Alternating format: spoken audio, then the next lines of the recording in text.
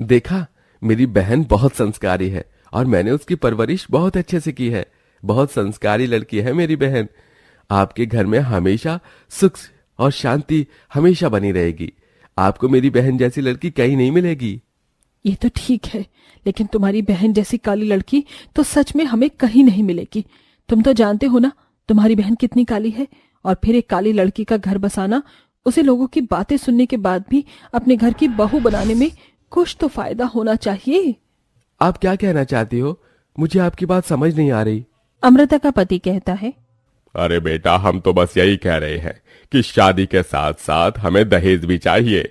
देखो तुम्हारी बहन कितनी काली है, कौन करेगा इससे शादी। उनकी बात सुनकर समीक्षा और दिग्विजय दोनों एक दूसरे की तरफ देखने लगते हैं। तभी दिग्विजय उन लोगों से कहता है, देखिए, मुझसे जो बन पड़ेगा मैं जरूर करूंगा। तभी वहां दिग्विजय की बहन सलोनी आ जाती है और आते ही अपने भाई और वहां बैठी अमृता और उसके पति उमेश से कहती है, कोई जरूरत नहीं है भैया आपको रिश्ते की बात पक्की करने की। मैं काली हूं तो क्या हुआ, क्या मुझे इस दुनिया में लड़के नहीं मिलने वाले? नंदी जी, तुम ये कैसी बातें कर रही हो? अभी शांत हो जाओ, अभी इन सब बातों का कोई मतलब नहीं है। देखो तो सही, अभी तो हमारे घर की बहू भी नहीं बनी है। इस कल्लो की कितनी लंबी जुबान है। बहन जी, आप थोड़ा शांति तो रखिए, मैं बात कर रहा हूँ अपनी बहन से।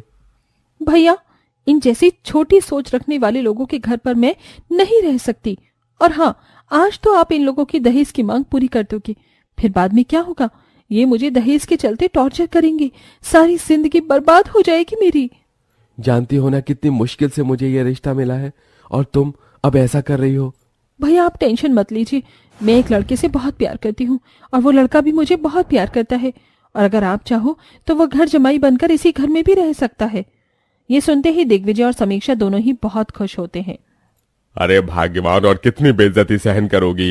यहाँ बैठी हो, चलो चलते हैं यहाँ से। इस लड़की का तो पहले ही बाहर टांका भिड़ा हुआ है। उमेश और अमृता वहां से चले जाते हैं, जिसके बाद अगले दिन ही सलोनी अपने बॉयफ्रेंड अमन को अपने साथ अपने घर ले आती है। भैया भाभी, इनसे मिलो, ये अमन है, हम दोनों एक ही कंपनी में जॉब करते हैं। अमन बहुत सुंदर, स्मार्ट था और पढ़ा लिखा भी था। वहीं वो सलोनी के साथ एक ही कंपनी में काम भी करता था। उसका बर्ताव समीक्षा और दिग्विजय को बहुत पसंद आता है। देखो अमन, हमें बहुत पसंद आए, लेकिन मैं चाहता हूं कि तुम हमारे साथ यहीं पर रहो। हम सब एक पूरे परिवार की तरह इस घर में रह सकते हैं। अगर आप लोगों की इसमें खुशी है तो मैं आप लोगों की खुशी के लिए यहाँ जरूर रहूंगा। पहले तो मेरे लिए सलोनी की ही खुशी बहुत मायने रखती है। अमन की ये बात सुनकर सलोनी भी बहुत खुश होती है। कुछ ही दिनों में उनकी शादी की रस्में शुरू हो जाती हैं, जिसके चलते चट मंगनी पट ब्याह हो जाता है। अब अमन अपने ही ससुराल में घर जमाई बनकर रह रहा होता है। घर में सब लोग बहुत सुख शांति से रह रहे थे, लेकिन एक दिन अचानक से आधी रात के समय बहुत बड़ा तूफान आता है। घर में फोन की घंटी बजती है। सभी लोग सो रहे हैं, किसी को भी फोन दिखाई नहीं दे रहा। मैं ही उठा लेता हूँ। दिग्विजय जाकर फोन उठा लेता है। फोन की दूसरी तरफ से उसकी फैक्ट्री का सिक्योरिटी गार्ड कहता है, मालिक आपकी फैक्ट्री जल गई।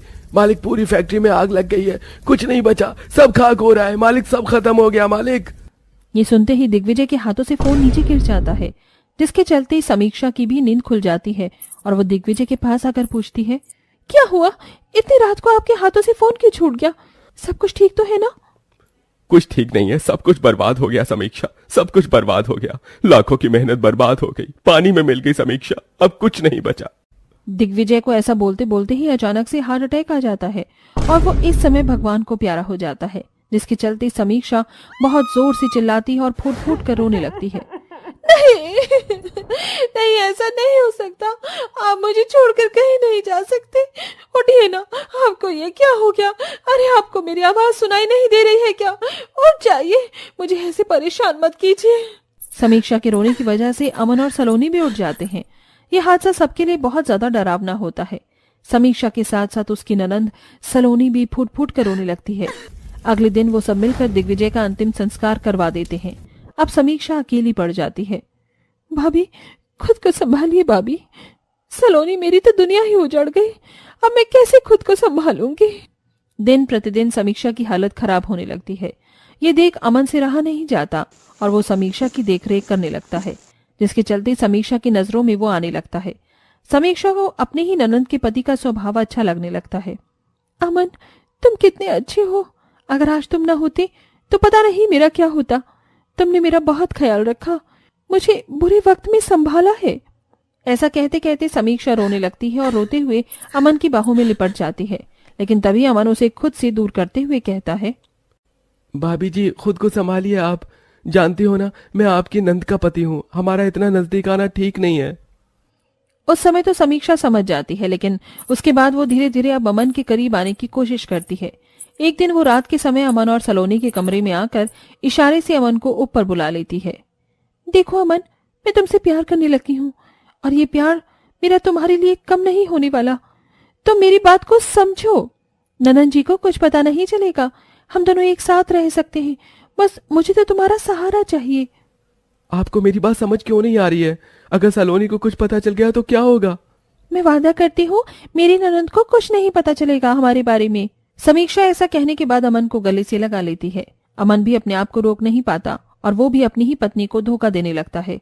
अब अमन चोरी छुपे रात के समय सलोनी की भाभी से मिलने लगता है और अपना समय उसके पास गुजारने लगता है। इसकी खबर सलोनी को कानो कान नहीं होती। देखते ही देखते कुछ वक्त गुजरने लगता है और एक दिन सलोनी को ऑफिस से देहरादून की मीटिंग में जाने का ऑफर मिलता है।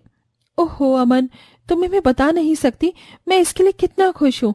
लेकिन मुझे समझ नहीं आ रहा, आज शाम मुझे जाना है और कल मेरा करवा चौथ का व्रत है। अरे सलोनी, उसकी टेंशन मत लो, तुम अपनी मीटिंग पूरी करो, करवा चौथ तो फिर दोबारा आ जाएगा। सही कहा अमन तुमने, लेकिन ये मेरा पहला करवा चौथ का व्रत है और मैं जरूर रखूंगी।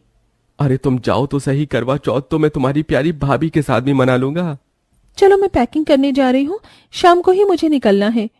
इधर सलोनी अपना सामान पैक करने के लिए चली जाती है तो उधर अमन समीक्षा एक दूसरे को देखकर मन ही मन मुस्कुराने लगते हैं। कितने अच्छे मौके पर ननन जी यहाँ से जा रही हैं। इस करवा चौथ पर मैं अमन के लिए व्रत रखूंगी। देखते ही देखते शाम हो जाती है और शाम को सलोनी अपना सामान लेकर फ्लाइट के लिए निकलने लगती है। मैं जाती हूँ, मेरे जाने के बाद भाभी का अच्छे से ध्यान रखना और समय पर खाना खा लेना। ऐसा कहकर वो निकल जाती है और वहीं उसके निकलते ही अमन और समीक्षा दोनों एक ही कमरे में पहुंच जाते हैं। इस कमरे में मुझे काफी बोरियत लगती थी, लेकिन तुम्हारे यहाँ आते ही इस कमरे को 4 चांद लग गए। मुझसे इतना दूर क्यों खड़े हो? आओ मेरे पास आओ, आज हम सारी दूरियां मिटा देंगे। वो जैसे ही एक दूसरे को गले से लगाते हैं तभी वहां सलोनी आ जाती है।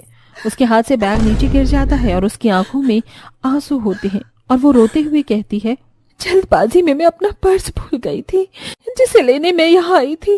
लेकिन इसी के दौरान मुझे इतना बड़ा राज पता चल गया।